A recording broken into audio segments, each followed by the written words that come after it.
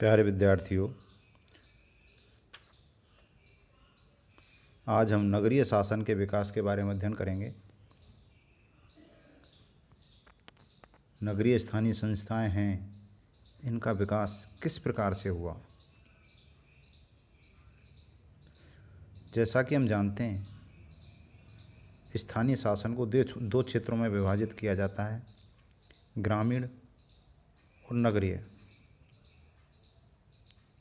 ग्रामीण स्थानीय शासन के बारे में हम अध्ययन कर चुके हैं और नगरीय स्थानीय शासन के बारे में हमारा अध्ययन अभी बाकी है, जिसका अध्ययन शुरू करते हैं।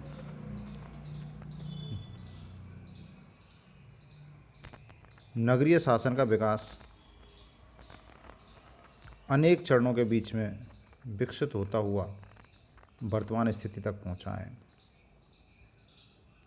नगरीय शासन के विकास को अध्ययन की दृष्टि से निम्न 3 चरणों में बांटा जा सकता है। इसमें पहला चरण है प्राचीन काल से अंग्रेजी शासन के आगमन तक। दूसरा चरण है ब्रिटिश शासन काल से 1947 तक और तीसरा चरण है 1947 से आज तक। हम पहले चरण के बारे में अध्ययन करें, प्राचीन काल से अंग्रेजी शासन के आगमन तक।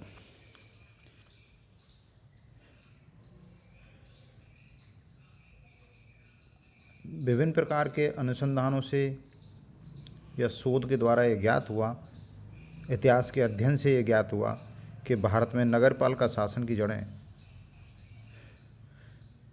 प्राचीन भारतीय इतिहास में समाई हुई हैं।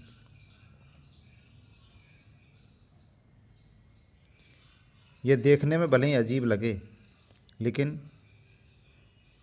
प्राचीन भारत में नगरों और शहरों के लिए भी सुप्रबंधित व्यवस्थाएं थीं। हालांकि वैदिक या वैदोत्तर साहित्य में नगरों की शासन व्यवस्था के बारे में कम जानकारी मिलती है, क्योंकि उस समय गांवों की संख्या अधिक थी, नगरों की संख्या कम थी और उनका महत्व भी कम होता था। लेकिन हड़प्पा और मोहनजोदड़ो की खुदाई से प्राप्त अवशेषों से विद्वानों ने निष्कर्ष निकाला कि इन नगरों में सुव्यवस्थित प्रशासनिक व्यवस्था थी। सिंधु घाटी सभ्यता में सड़कों नालियों की सुनियोजित व्यवस्था थी। इससे प्रतीत होता है कि नगरों में नगरपालिकाएं थीं जो नगरों की समुचित व्यवस्था करती थीं।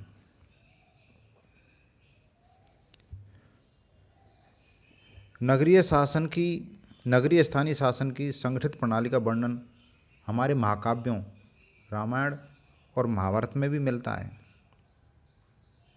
अयोध्या और हस्तिनापुर नगरों की प्रशासनिक व्यवस्था की जानकारी इन महाकाव्यों से प्राप्त होती है। महाभारत में लिखा हुआ है कि प्रत्येक नगर के प्रशासन का एक अधिकारी होता था, जिसकी सहायता के लिए अधीनस्थों का एक दल होता था।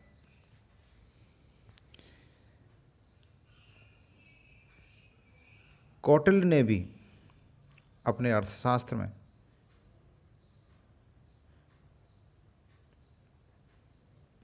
इसका वर्णन किया है कि नगर प्रशासन की देखरेख के लिए एक मुख्य कार्यकारी अधिकारी हुआ करता था। कौटिल्य ने नगर प्रशासन के लिए एक योजना भी तैयार की थी।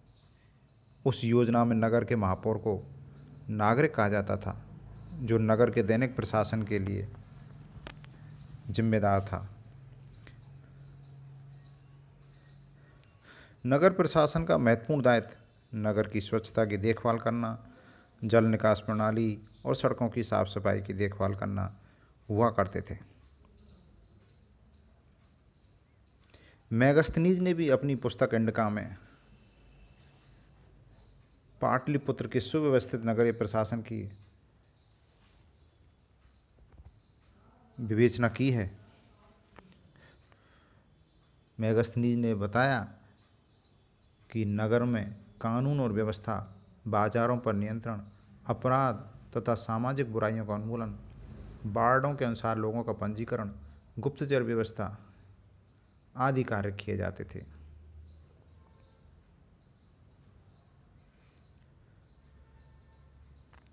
मौर्य काल के बाद गुप्त काल में भी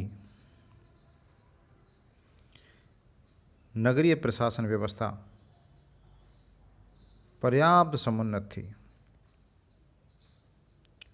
उज्जैन और तक्षशिला जैसे नगरों के प्रमाणों से ये ज्ञात हुआ है कि गुप्त काल में नगर प्रशासन ठोस आधार पर संगठित था और नगर के प्रशासन हेतु एक परिषद होती थी जो नगरीय प्रशासन की देखभाल करती थी। सल्तनत काल में नगर का प्रशासन मुहतसिब के हाथों में था। सार्वजनिक सुविधाओं के विकास जैसे जल आपूर्ति, कुओं की देखभाल, यात्रियों की सुविधा, सार्वजनिक भवनों की देखभाल, गिर सकने वाले जो मकान गिरासू हो जाते हैं, जर्जर हो जाते हैं, ऐसे मकानों को गिराना, बाजारों का पर्यवेक्षण, तौल एवं माप के यंत्रों का निरीक्षण, खाद्य पदार्थों में मिलावट को रोकना, ये मुहतसिब के कार्य हुआ करते थे। मुगल काल में नगर प्रशासन का प्रमुख कोतवाल कहलाता था। कोतवाल पुलिस संबंधी दंड व्यवस्था और वित्तीय मामलों में एक सर्वोच्च अधिकारी हुआ करता था। वह क्षेत्र में शांति व्यवस्था बनाए रखने, अपराधों का पता लगाने से संबंधित कार्य भी करता था।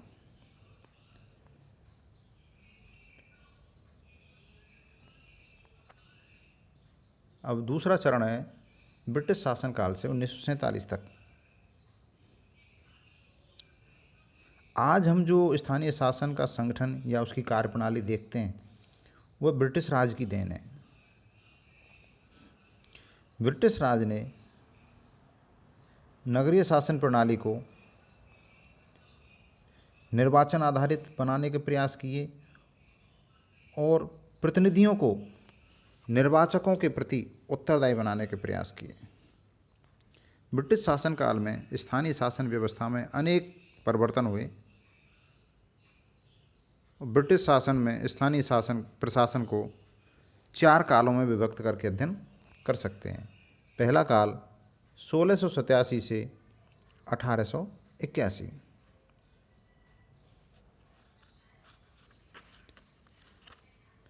इस काल में स्थानीय शासन की व्यवस्था अंग्रेज़ों की साम्राज्यवादी आवश्यकताओं की पूर्ति और केंद्र और प्रांतीय व्यवस्था को सुविधाजनक बनाने के लिए की गई थी। ईस्ट इंडिया कंपनी ने के शासनकाल में सर्वप्रथम 1687 में कोर्ट ऑफ डायरेक्टर्स के आदेश से मद्रास में, जिसे वर्तमान में चेन्नई कहते हैं, प्रथम नगर निगम की स्थापना की गई थी। इसे नगरों में स्वायत्त शासन का शुभारंभ माना जाता है। नगर निगम को ब्रिटेन में प्रचलित संस्थाओं के नमूने पर ढाला गया था। निगम को कुछ कर लगाने के अधिकार दिए गए। निगम में एक निगम का अध्यक्ष, एक नगर वृद्ध अर्थात एल्डरमैन और एक नगर प्रतिनिधि सम्मिलित किया गया। 1726 में कोलकाता, वर्तमान कोलकाता, पहले इसको कलकत्ता बोलते, और बम्बई जिसे अब मुंबई बोलते हैं, 1726 में इन दोनों शहरों में भी स्थानीय संस्थाएं स्थापित की गई थीं।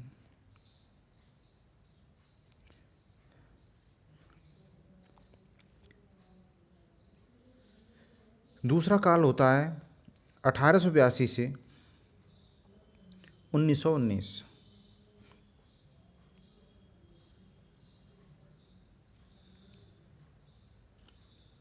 1882 में लॉर्ड रिपन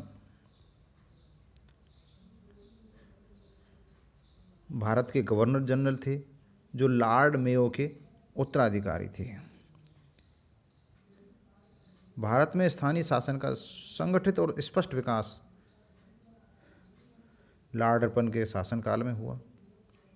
लॉर्ड रिपन ने सर्वप्रथम स्थानीय शासन को स्वशासी बनाने का प्रस्ताव रखा। लॉर्ड रिपन के इस प्रस्ताव को स्थानीय स्वायत्त शासन का मैग्ना कार्टा कहा जाता है।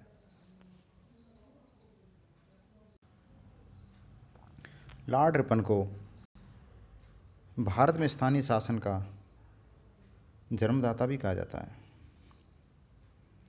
लॉर्ड रिपन का मानना था कि स्वायत्त शासन राजनीतिक और सार्वजनिक शिक्षा का आधार है।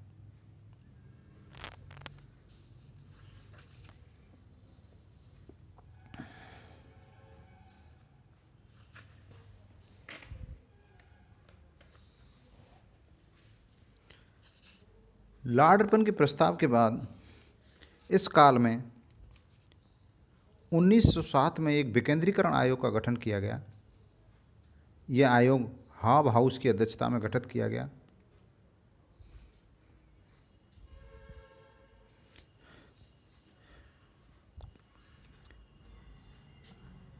आयोग ने अपनी जो सिफारिशें दी उनमें मुख्य सिफारिश थी स्थानीय निकायों में निर्वाचित सदस्यों का बहुमत होना चाहिए।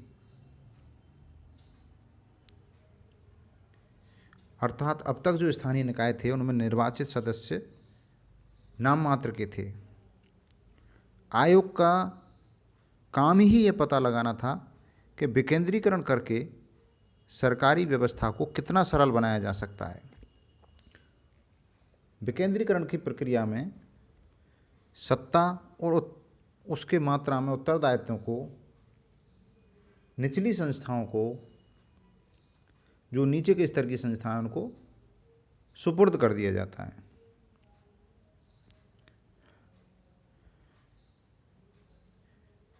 विकेंद्रीकरण की अवधारणा को साकार करने के लिए हाव हाउस आयोग ने निर्वाचित सदस्यों के बहुमत की बात कही, नगरीय क्षेत्रों में नगरपालिकाओं की स्थापना की बात कही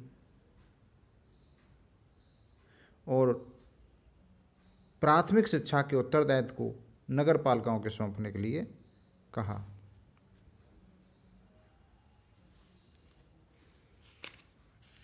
तृतीय काल 1920 से 1937। 1919 के भारत सरकार अधिनियम को 1920 में लागू किया गया था।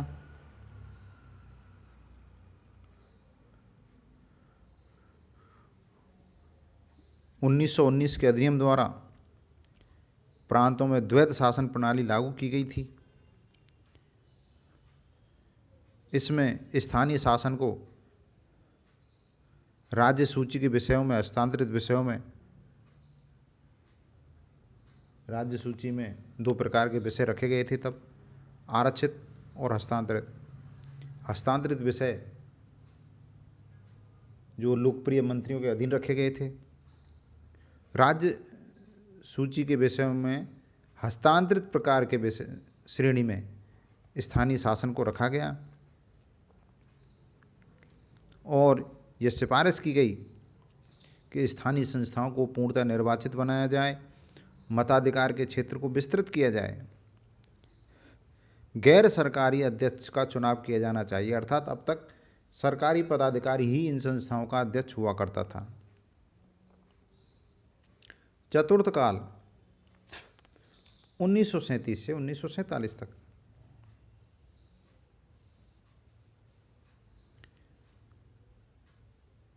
भारत सरकार अधिनियम 1937 में लागू हुआ। इस अधिनियम के द्वारा प्रांतों में द्वैध शासन प्रणाली समाप्त कर दी गई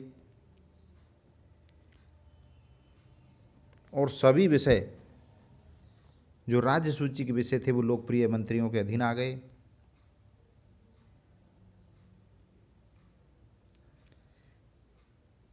इसके परिणाम स्वरूप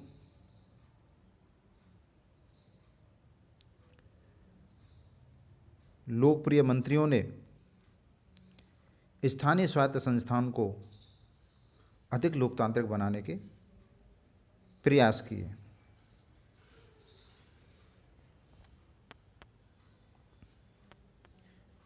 (1947) के बाद से आज तक। 1947 में देश के आज़ाद होने के बाद भारत में स्थानीय शासन के इतिहास में एक नवीन युग प्रारंभ हुआ। पहली बार स्वतंत्र वातावरण में स्थानीय शासन को कार्य करने का अवसर मिला।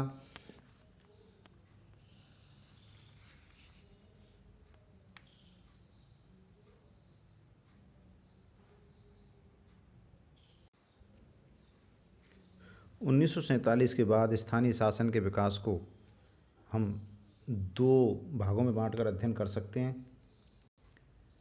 74वें संविधान संशोधन से पूर्व और 74वें संविधान संशोधन के बाद। ये 74वां संविधान संशोधन 1992 में लाया गया था। 74वें संविधान संशोधन से पूर्व नगरीय स्थानीय निकायों के बारे में कोई एक रूपीय प्रणाली विकसित नहीं थी। प्रत्येक राज्य में अपने अपने हिसाब से नगरीय स्थानीय निकायों की स्थापना की गई थी। उनके कार्यकाल के बारे में, उनके चुनावों के बारे में, महिलाओं की सहभागिता के बारे में, उनकी वित्तीय व्यवस्था के बारे में, उनको अधिकार और दायित्व सौंपने के बारे में कोई स्पष्ट प्रावधान नहीं थे। लेकिन 74वें संविधान संशोधन के बाद आज पूरे देश में नगरीय स्थानीय निकायों की संरचना और उनकी कार्यप्रणाली के बारे में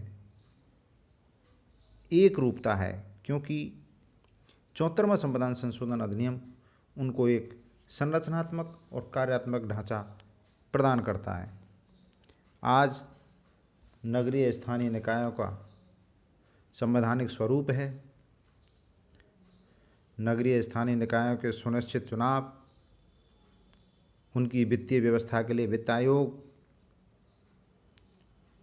नगरीय स्थानीय निकायों का कार्यकाल, उनमें महिलाओं की सहभागिता, उनकी लेखा परीक्षा, उनके स्पष्ट दायित्व, उनको सौंपे गए स्पष्ट विषय, सभी कुछ वर्णित है। आज नगरीय स्थानीय निकाय एक सुगठित स्थिति में है और नगरीय स्थानीय निकाय निरंतर महत्वपूर्ण भूमिकाओं का निर्वाह करते जा रहे हैं और नगरीय दायित्वों का सफलतापूर्वक निर्वाह कर रहे हैं। धन्यवाद।